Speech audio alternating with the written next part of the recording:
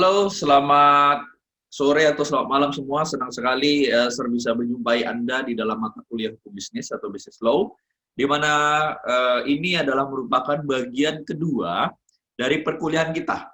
Jadi kalau kemarin kita sudah membahas beberapa hal pada bagian pertama, kita bahas sudah ada ketenagakerjaan, ada kemudian prinsip dasar dalam hukum, kemudian hukum kontrak. Nah, pada hari ini eh, Sir akan memasuki materi baru, kita bicara yang namanya hukum organisasi perusahaan. Sir percaya di antara Anda sekalian ya, nantinya semua pasti akan bekerja. Entah itu bekerja sendiri ataupun berbuka usaha. Nah, dalam setiap kemudian Anda dikatakan sebagai seorang pengusaha yang baik, kemudian tentunya kalau Anda memenuhi kemudian syarat-syarat yang ditentukan di dalam peraturan perundang-undangan. Salah satunya adalah berbicara soal perusahaan di Indonesia. Nah, hukum perusahaan Indonesia sendiri, kemudian kita akan berbicara berbagai macam bentuk perusahaan. Ada PT, ada CV, firma, perusahaan perorangan, perdagangan persekutuan perdata, dan sebagainya macamnya. Harapannya adalah ketika Anda memahami ini, ketika Anda kemudian bisa mempelajari ini dengan baik, kedepannya nanti ketika Anda membuka satu usaha atau kemudian Anda dimintai bantuan orang, Anda paham mengenai bentuk-bentuk usaha yang ada dan diakui oleh hukum di Indonesia.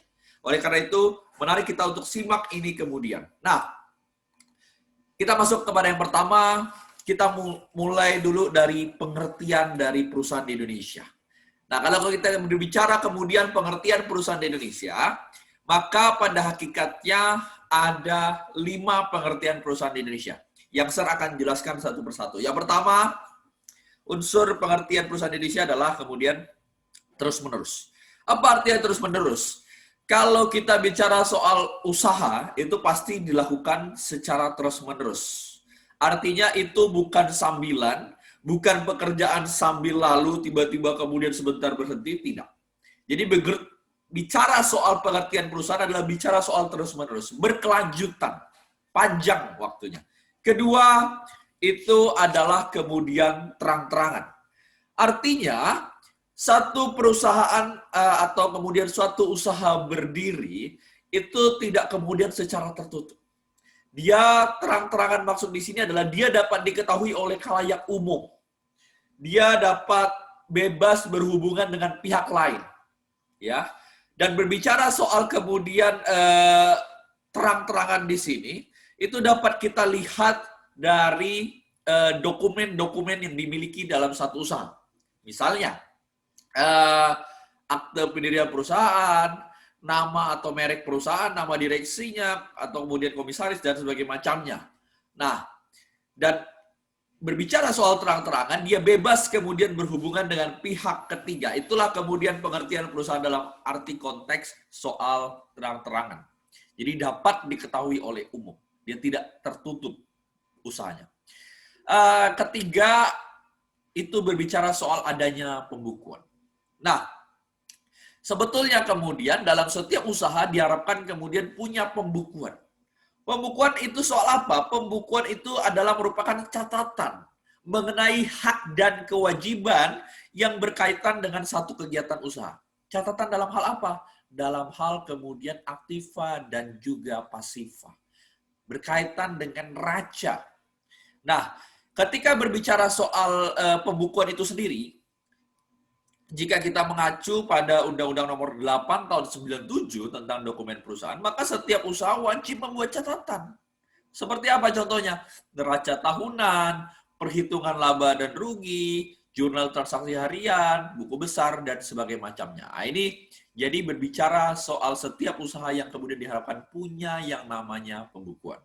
Nah, berikutnya, ketika bicara kemudian perusahaan, pengertian perusahaan, pastilah setiap usaha apapun ketika didirikan, pasti dia membutuhkan atau ingin tujuannya akhirnya adalah mencari keuntungan. Nah, bicara soal keuntungan sendiri, itu adalah berbicara soal laba, bicara soal profit. Bicara soal profit artinya hasil lebih yang diperoleh dari satu kegiatan usaha yang dilaksanakan. Nah, berbicara soal ini, inilah kemudian pengertian perusahaan dari sisi profitnya. Artinya setiap perusahaan atau kegiatan usaha dididikan tujuannya pasti untuk memperoleh keuntungan. Dan yang terakhir, ketika berbicara satu usaha yang ada di Indonesia, maka pada hakikatnya setiap usaha tersebut berkedudukan di Indonesia. Itulah kita sampaikan dan saya mau katakan kepada Anda, inilah pengertian soal perusahaan di Indonesia, di mana setiap usaha yang didirikan di Indonesia wajib pada hukumnya berbadan hukum Indonesia.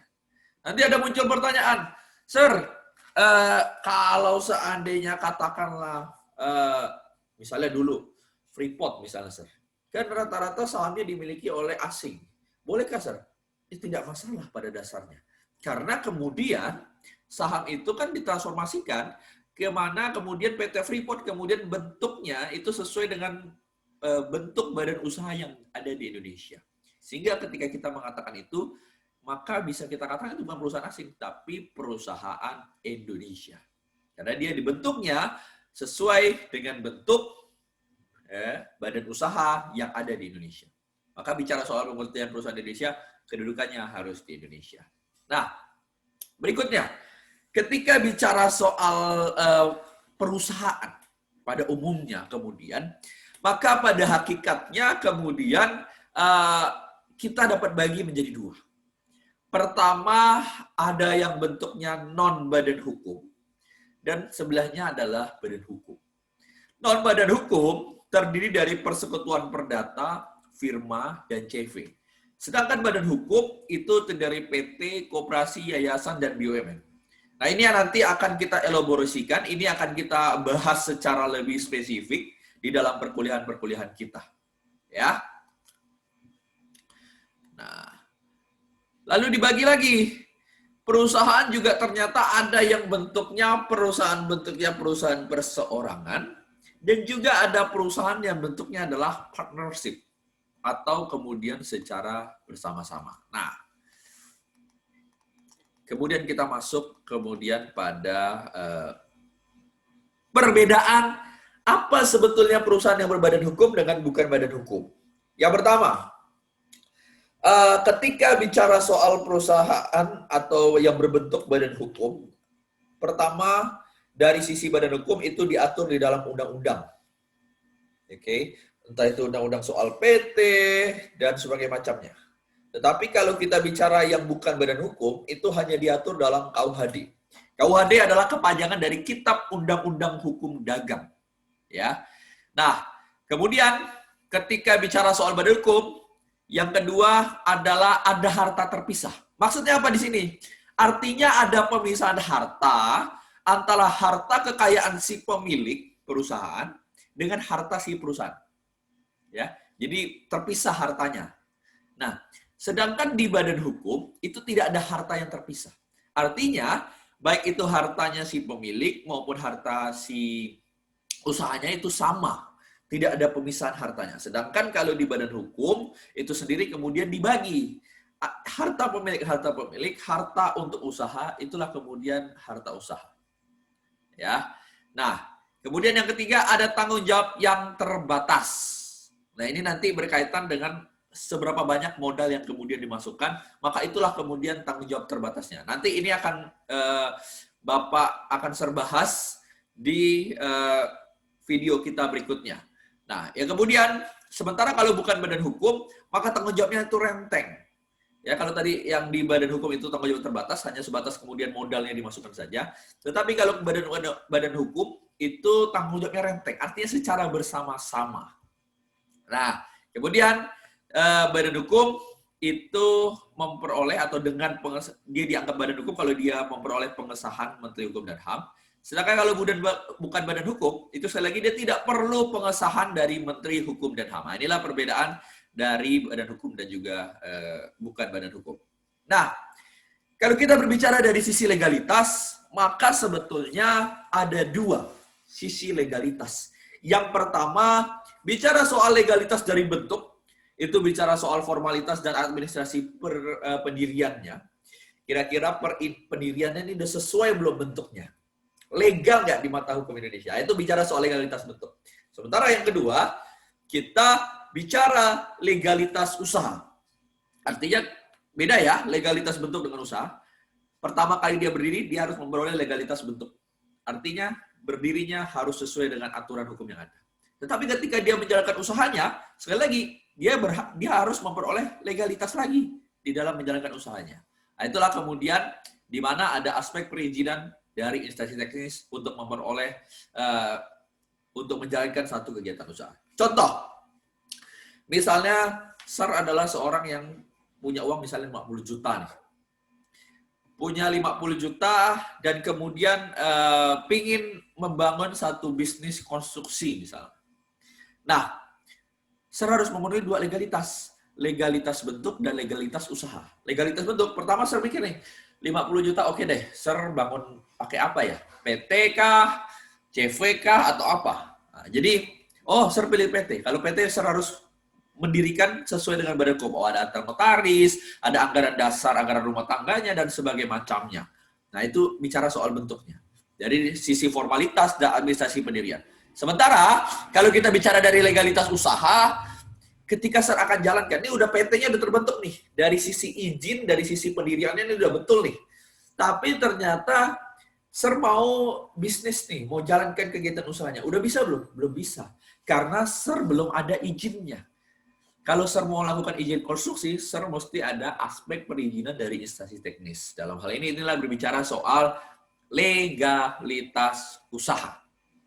Nah, berikutnya, kita bicara bentuk perusahaan, kemudian ada beberapa hal. Tadi sebenarnya sudah disebutkan di atas, ada PD atau persekutuan dagang atau usaha dagang, unit dagang. Kemudian ada firma, ada komanditer venture atau CV, perseroan terbatas, koperasi, perseroan perum, holding company, group atau concern. Nah, sementara kalau kita bagi dari jumlah pemilik, maka perusahaan itu bisa dibagi menjadi 3. Perusahaan perorangan, itu UD atau PD, kemudian perusahaan persekutuan, itu CV, firma, koperasi, PT, ya. Kemudian perusahaan kelompok, holding company, concern atau group. Nah, dari status pemilik dia bisa dibagi menjadi 2 dari sisi BUMN swasta, BUMN serta swasta. Nah, ini saya rasa Anda sudah rata-rata sudah paham lah, karena kita sudah bahas ini sebelum-sebelumnya. Oke, dari statusnya ada yang badan hukum dengan badan hukum. Oke, nah saya akan masuk sedikit. Kita masuk sedikit bicara soal perusahaan perorangan. Nah, bicara soal perusahaan perorangan sendiri, itu adalah satu perusahaan yang dilakukan dengan satu orang pengusaha. Dengan kata lain, jumlah pengusahanya atau jumlah pemiliknya dalam satu perusahaan itu hanya satu orang saja. Nah, orang lain yang bekerja samanya itu disebut sebagai pembantu atau kemudian membantu perusahaan itu. Nah, perusahaan perorangan sendiri itu kemudian dari sisi modal itu kemudian adalah milik satu orang saja. Jadi dia yang mengeluarkan modal, dia yang kemudian menjalankan perusahaan itu. Nah, jadi milik satu orang saja. Nah, bicara soal tanggung jawab, perusahaan perorangan sendiri itu tanggung jawabnya ditanggung oleh si pengusaha sendiri. Jadi kalau misalnya katakanlah ada kerugian dan sebagainya macam, maka yang bertanggung jawab adalah si pengusaha itu secara pribadi dan keseluruhan. Tanggung jawabnya terhadap pihak ketiga. Dan ini kemudian ada dan diatur di dalam pasal 1131 BW. Ya, atau Bartlett's Wetbook. Kitab Undang-Undang Hukum Perdata. Nah, itu tadi bicara soal perusahaan perorangan. Kita kemudian ada juga mengenal yang disebut dengan perusahaan perdata atau kemudian perseroan perdata. Kalau tadi perusahaan perseorangan hanya satu orang saja, kalau perusahaan perdata itu kemudian ada persetujuan antara dua orang atau lebih, itu berjanji untuk memasukkan modal, atau memasukkan sesuatu ke dalam perseroan, dan kemudian supaya apa? Supaya dia memperoleh keuntungan, ya, dan dibagi di antara orang yang memasukkan modal tersebut. Nah, ini bentuk. Kita sudah mulai masuk kepada bicara bentuk dari perusahaan itu sendiri. Nah, ketika bicara soal kemudian perseroan perdata atau persekutuan perdata, ya, Bagaimana bicara soal tanggung jawabnya? Nah, tanggung jawabnya kalau perusahaan perdata ini, setiap sekutu itu bertindak atas nama sendiri. Jadi tidak atas nama kemudian perusahaan perdata, dan dia bertanggung jawab sendiri kepada pihak yang ketiga. Nah, jadi dia tidak bertanggung jawab atas nama perusahaan, atau tanggung jawab yang sebenarnya sudah disampaikan di atas, tanggung jawab secara bersama, tapi meskipun dia sama-sama masukkan modal, dia bertindak sendiri dan tanggung jawabnya juga sendiri terhadap pihak tersebut. Nah, berikutnya, kalau perusahaan perdata, ya, itu kemudian didirikannya berdasarkan perjanjian pendirian. Perseroan perdata berjalan pada saat ditentukan waktu lain, dan sifat perjanjiannya adalah konsensual, artinya kemudian berdasarkan atas kesepakatan, oke. Dan dasar adanya perjanjian itu tidak selalu dengan pertimbangan modal, artinya perjanjian bersifat kepribadian saja. Pertanyaannya sekarang adalah, apakah dia perlu akta atau notaris atau tidak? Ini nanti akan membedakan dengan perseroan terbatas. Nah, oke, kita masuk firma. Ya, kalau firma sendiri atau FA itu adalah suatu perseroan yang didirikan untuk melakukan satu usaha di bawah satu nama bersama. Jadi kalau gambarkan dengan bagan, firma yang diatur dalam pasal 6 KUHD ini sendiri seperti yang Anda lihat di samping ini.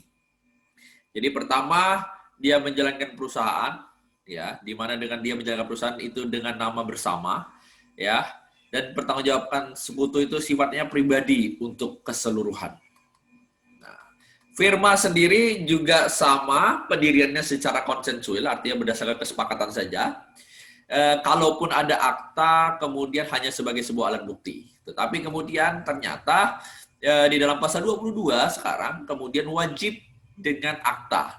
Nah, sama pada prinsipnya, orang wajib kemudian melakukan pemasukan terhadap firma. Itu bisa berupa uang, barang, ataupun tenaga. Pada prinsipnya, ketika bicara firma, semua sekutu dapat melakukan pengurusan. Dan ada juga kemungkinan satu sekutu atau lebih yang kemudian juga tidak diperbolehkan untuk melakukan pengurusan. Nah, bicara soal tanggung jawab sekutu sendiri, maka terhadap pihak ketiga, tanggung jawabnya adalah sebagaimana diatur di dalam pasal 18 KUHD. Pertama, bertanggung jawabnya secara pribadi untuk keseluruhan. Oke, artinya tanggung renteng terhadap pihak ketiga itu sendiri, ya. Artinya tanggung jawabnya secara bersama-sama. Bahkan ketika bicara soal firma, ya, tanggung jawab anggota itu tidak hanya sebatas modalnya saja yang dimasukkan. Artinya dibilang, oh, misalnya nih, Sir masukkan ada 3 orang nih. Sir, misalnya, terus Budi, terus Randy misalnya. 3 orang nih, ya, masukkan modal di firma. Sir masukkan 50 juta, Budi 50 juta, Randy 50 juta. Oke, artinya ada 150 juta modal firma. Terus ternyata tiba-tiba rugi. Kalau kita bicara perusahaan-perusahaan, misalnya PT dan sebagainya macam, maka tanggung jawab itu sebatas pada modal yang dimasukkan saja. Jadi kalau Sir 50 juta masuknya, ya sudah. Artinya berarti Sir hanya menanggung kerugian sebatas 50 juta saja, tidak boleh lebih. Tapi ternyata berbeda dengan firma. Tanggung jawab anggota bisa sampai pada harta kekayaan pribadinya. Nah, ketika ada keuntungan bagaimana? Ketika keuntungan, maka pada prinsipnya wajib dibagi. Berdasarkan pada perimbangan pemasukan atau modal. Dan cara pembagiannya sekali lagi dapat diperjanjikan. Dan kerugiannya kemudian tidak wajib dibagi. Ya, sebagai konsekuensi dari hubungannya yang bersifat kepribadian. Nah, kita masuk kemudian pada persekutuan komanditer atau yang disebut dengan CV. Ya. Nah, CV atau persekutuan komanditer sendiri adalah suatu persekutuan menjalankan satu perusahaan di mana satu orang atau lebih bertanggung jawab secara pribadi untuk seluruhnya terhadap satu orang atau lebih dari sekutu komanditer. Nah, bicara soal persekutuan komanditer, ini harusnya ada revisi sedikit ya. Karena sekarang untuk pendirian CV sendiri, itu kalau di sini yang lama, itu kemudian cukup secara konsensual. Artinya akta hanya semata-mata untuk bukti. Sekarang, rata-rata sudah banyak juga yang menggunakan akta notaris sebagai sebuah alat bukti untuk mendirikan yang namanya CV. Nah, kalau di dalam CV sendiri, sekutunya jelas ada dua. Yang pertama adalah sekutu komanditer dan juga yang kedua adalah sekutu komplementer. Sekutu komanditer sendiri itu bicara soal sekutu yang hanya menyerahkan modalnya saja. Nah, ini kita bedakan dulu ya. Sekutu ada dua di dalam CV, sekutu komanditer dan komplementer. Sekutu komanditer itu dia hanya masukkan modal, dia tidak ikut ngurus, tapi dia berhak menerima keuntungan. Dan komanditer itu sendiri dia berhak untuk melakukan pengawasan. Ya, ini model-modelnya seperti komisaris lah di dalam perusahaan perseroan terbatas. Kemudian ada juga yang disebut dengan sekutu komplementer. Sekutu komplementer ini dia yang menjalankan pengurusannya dan dia mempertanggungjawabkan aktivitasnya itu kepada si sekutu komanditer. Nah, sama pada prinsipnya dia bertanggung jawab secara pribadi untuk keseluruhan dan dia berhak memperoleh upah dan juga dia berhak memperoleh keuntungan. Nah, oke. Mungkin itu dari Sir untuk bagian yang pertama, karena selanjutnya akan serbahas lagi hukum perusahaan. Mudah-mudahan ini bisa membantu Anda di dalam bahan Anda untuk mempelajari yang namanya hukum organisasi perusahaan. Mungkin itu saja dari Sir semua. Terima kasih. Sore atau malam.